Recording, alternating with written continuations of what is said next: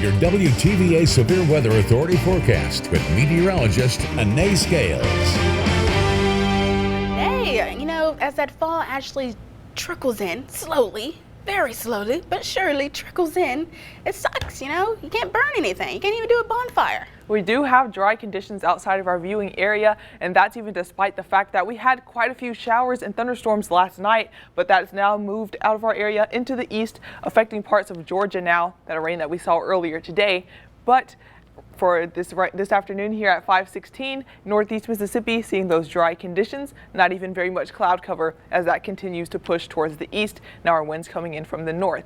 So we look outside here in West Point. Those mostly sunny skies across the viewing area, but if you look at the roadways, still a few damp spots, just showing us that, of course, the grass still a little bit soggy, still a little wet from what we had last night outside. But in Tupelo, we're seeing similar conditions, those mostly clear skies, only a little bit of cloud cover, but overall beautiful afternoon, especially considering how we had a gloomier start to our day.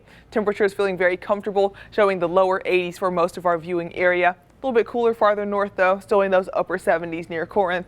Here in Tupelo, we're 81. Humidity not making us feel any warmer than that. Going into the overnight hours, we'll continue to see those clear skies and temperatures dropping down into the lower 60s by the time we get to 11 o'clock. So a Friday night fever forecast looking pretty good for tonight. It's going to be 70 degrees right before the game, and then heading over to the end of the game near the mid 60s outside. But overall, it's a great weekend for football in general because we've got Mississippi State and Ole Miss playing at home tomorrow. So at 11 a.m., that's when kickoff will be in Davis-Wade Stadium versus Western Michigan. It'll feel around the lower 60s as they start the game, only warming into the upper 60s for our afternoon high. So overall, it'll be a very comfortable day out there, but quite chilly as we head outside for the Ole Miss game. Their kickoff is not till 6:30 p.m. as they take on Arkansas. That'll be a very interesting game tomorrow.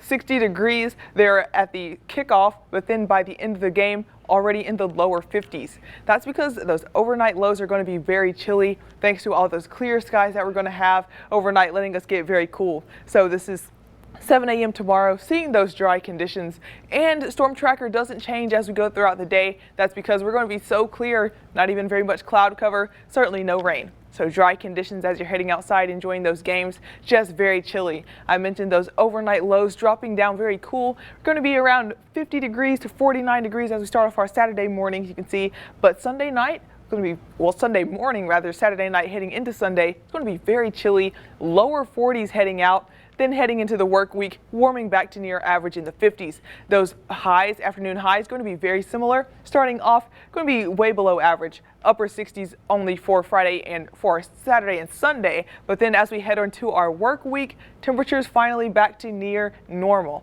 So this weekend is going to be very cold, very cool, cold overnight, but overall in the afternoon it's going to be very cool outside, nice weather outside, and then we're going to see those dry conditions also for the next several days. Crisp fall conditions expected, but temperatures gradually warming up over the next 7 days. As we can see, by the time we get into the next work week, temperatures in the lower 80s. Very typical for what we expect for this time of year.